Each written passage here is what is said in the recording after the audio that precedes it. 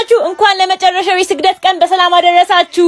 ወደ ስግደት ለመሄድ እየተዘጋጀው ነው እና ቭሎግ ሰራላችሁ ስላሰብኩ ነው። እወዳችኋለሁ። ተከታተሉኝ።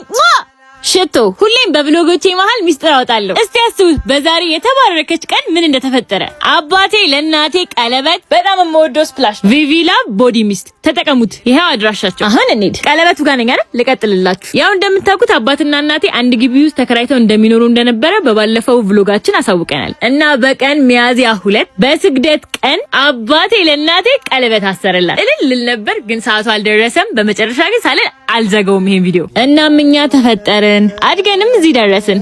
ብቻ የስግደት ቀን በጣም የምወደው ቀን ነው ልላችሁ ፈልጌ ነው። ያው አባቴን በስግደት ቀንም እንደማገኘው ተስፋ አለኝ። እልል ብዬ ቪዲዮን ከመዝጋቴ በፊት ግን ያለውን ድባብ ላሳያችሁ። እኔ ደማ የኔን መገረፍ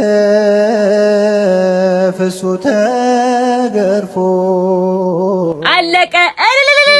ደግሞ ለትንሣኤው ያብቃን። አሜን። ቻው፣ ወዳችኋለሁ።